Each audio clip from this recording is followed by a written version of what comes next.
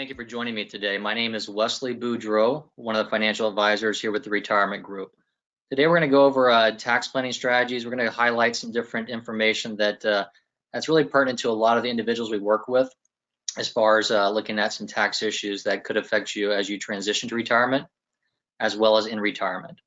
Before I get started, I just want to make sure that everybody has the number. If you have any questions, give us a call at 1-800-900-5867. So before I kind of jump into some of the tax issues we're going to talk about, I just want to go over a little bit about the Retirement Group for those of you that have not sat down with us, or are not clients, or have not been to one of our seminars or one of the webinars. We are a independent financial advisory firm that focuses on helping transition corporate employees into retirement. We've been doing this for close to about 30 years or so, working mostly with Fortune 500 companies. And we've got offices throughout the country. So rest assured, if you retire and decide to move elsewhere, chances are we may have you taken care of. But also, we're able to work remotely very easily when it comes to helping clients as well. But one of the biggest things that does set us apart a lot of times, again, is that knowledge of your company plans. And our goal here is to actually help you transition to retirement.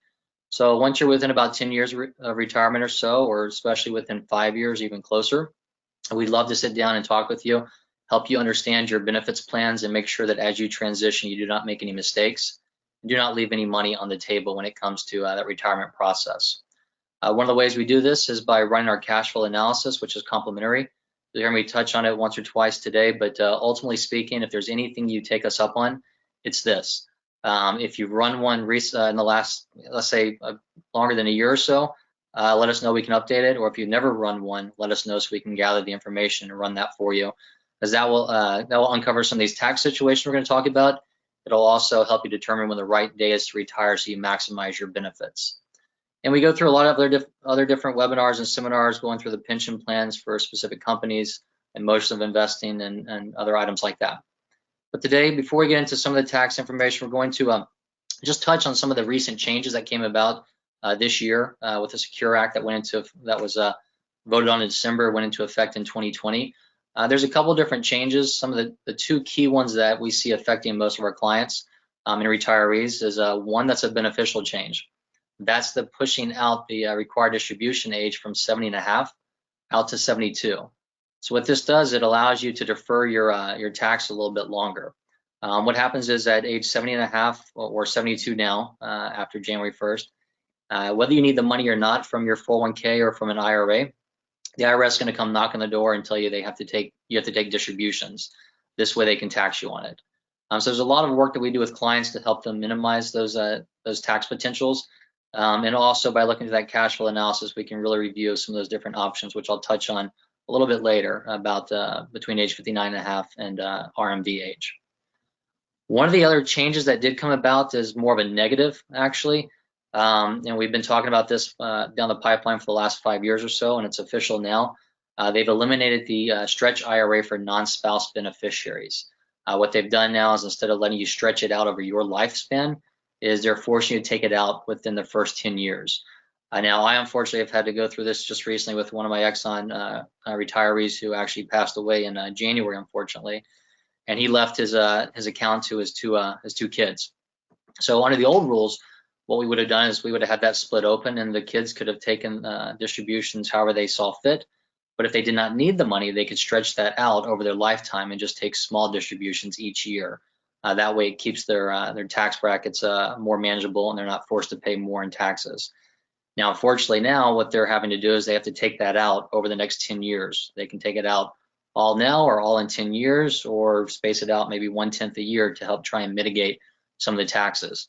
The problem there is if you're working and you're having to take IRA distributions, it could bump you up to a higher tax bracket. So obviously, this is one of the reasons why we did see Congress pass this, because it's going to increase that tax revenue, especially given the amount of people that will be passing on IRAs and 401ks over the next 20 to 30 years or so. So two changes, one good, one bad. But when we talk about the transition process from working to retirement, we do a lot of work with ExxonMobil, ConocoPhillips, Chevron, Halliburton, Schlumberger, and many, many others. But ultimately speaking, most of the companies we do work with, when you do retire, you've got your savings plan, which is your 401k, and you may have a pension plan as well. The pension plan, if you decide not to take the annuity, which for a lot of people may be the best choice, but we can run a cash flow analysis to show you side by side those options and dig into that deeper. But if you decide to take the pension as a lump sum, you have the option of rolling it over to your savings plan or rolling over to an IRA.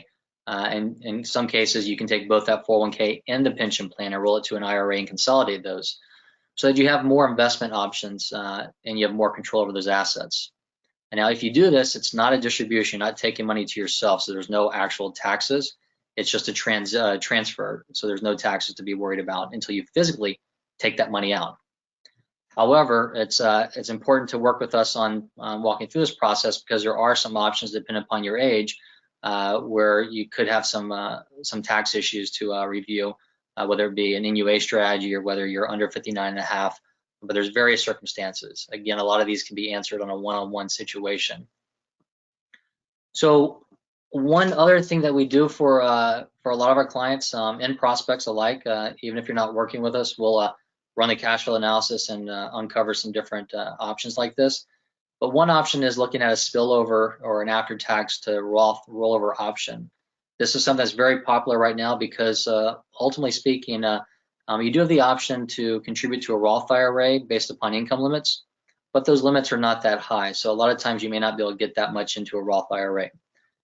Just to take a step back, a traditional IRA or a 401k, most of those are going to be pre-tax basis, meaning whenever you make a contribution, it reduces your taxable income for that year. But eventually, whenever you do retire or you decide to take withdrawals from it, you're going to be looking at paying taxes on it at that time. Now, a Roth IRA, you don't get that tax deduction up front, but what happens is as long as it's there for 5 years and you're over 59 and a half, it'll actually grow tax-free. So this is one of the only vehicles where you can actually avoid taxes or not pay them. So for a lot of individuals, if your 401k allows an after-tax contribution, you can actually max that or put more than the regular Roth limits into your 401k, and then depending upon the company's plan, whether they let you take in-service withdrawals while you're working or not until you retire, you can take that after-tax money either year by year or at retirement and roll that over to a Roth IRA. Since it's after-tax money, you've already paid taxes on it. So once you get that to the Roth IRA, as long as it sits there for at least 5 years and you are over 59 and a half, that's going to be all tax-free income. So this is one strategy we do a lot with individuals, especially within 5 or 10 years of retirement, because we can review their 401k and let them know here's some options to increase your after-tax savings, and here's what it's going to look like in the end, and how much you can generate into a Roth IRA. Because the difference is, tax rates are pretty low right now, and chances are, in 5, 10, 20 years, they'll probably be higher. So it's good to reduce a lot of that of the potential taxable income that you would have in retirement. So when we talk about taking a distribution from the 401k or from an IRA, ultimately speaking, like I said, most of it's going to be pre-tax, and that pre-tax portion is going to actually be taxable when you decide to take it out. Now, depending upon your age, if you're under 59 and a half, it could also have a 10% penalty. Now, one interesting thing right now in 2020 is because of the pass of the CARES Act dealing with COVID-19, there is an exception just for 2020. Two of those exceptions are for those of you that are taking your required distribution. If you want to pass it up this year, you do not have to take it. So you don't have to take that RMD for 2020 if you don't want to. The other option is if you need access to your funds because of a coronavirus-related situation, whether you lost a job or you have increased expenses, things like that, you can take out up to $100,000 without paying that 10% penalty. But obviously, just because you have that doesn't mean you want to take it. You need to review what your actual needs are, and we can walk you through that as well. Now, that's for an IRA and 401ks. A 401k plan has to adopt it, but I think most of them have already adopted that. But under normal circumstances, if you take a withdrawal before 59 and a half, you could have that 10% penalty unless you separate service from the company at age 55 or later. That's one benefit that we do recommend to look at. Or if you set up what's called a 72T, a substantial and equal periodic payment, that's an ability where you can stretch out payments to avoid that 10% penalty. And there's other items like if it's used for medical expenses or home purchase and things like that. But if you have questions on that, we can go through it one by one.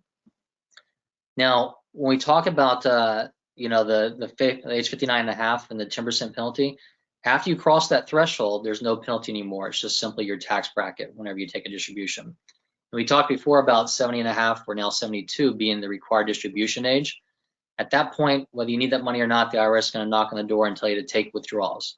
So between these next 12 years or so, we consider those kind of the freedom years where you have the freedom to actually choose what you want to do with your distributions. So for most of our clients, we will actually sit down and walk through a tax strategy come November each year to determine what's the best way to actually possibly transition some of the IRA money over into a Roth IRA, so that what you can do is actually reduce your future taxable income. So just give you an example of that. If we take a look at the tax brackets here, I'm not going to dig into a lot of detail, but let's just use one example. If we were to take a look at the 12% tax bracket, and so if we see right here 12%, and let's talk about a married couple, for instance, the top of that 12% tax bracket is right at about $80,000. Once you factor in standard deductions, that comes up to close to about $105,000. So what that means is if you have an income of $105,000 or less, you're going to be in that 12% tax bracket, which I would probably argue is probably the lowest we'll see, from here on out. So, for instance, we work with a lot of clients that have got lower expenses as well sometimes. And so, for instance, let's say if your expenses or your income is actually $70,000 for the year, and we review this come November, and what that means is you've got about $35,000 more of that 12% tax bracket that you're giving up.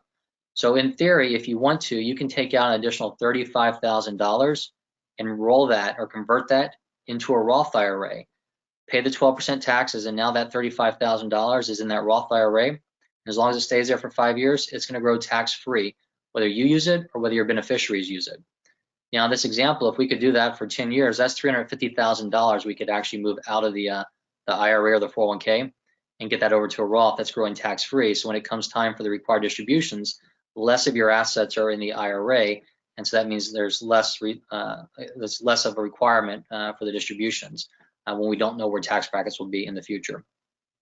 Now, as far as I give the example of 12%, that's where it's obviously a kind of a no-brainer. But even if you're in the 22% or 24%, it still can be a good benefit. It's just maybe a longer break-even process. But we can run that scenario for you, let you see what it looks like, 5, 10, 15, 20 years down the road. And while I have it on this tax screen, another thing to be concerned about is, especially with a lot of companies, Chevron and others, if you are in the process of leaving and possibly getting a severance package, that severance package could bump you up into a higher tax bracket. So there's some additional tax strategies we can walk you through on there as well. So again, don't hesitate to give us a call at 800-900-5867 to go through this. And just to wrap it up on taxes, another thing that we deal a lot with for a lot of our companies is NUA, which is net unrealized appreciation.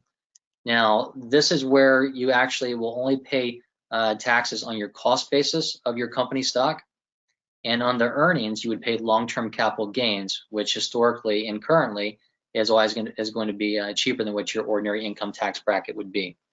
So the best way to sum this up is a quick example, but again, we run a full NUA analysis. If you can get us a copy of your 401k statement, we'll let you know exactly what you're looking at and the different ins and outs of it and how much it can save you.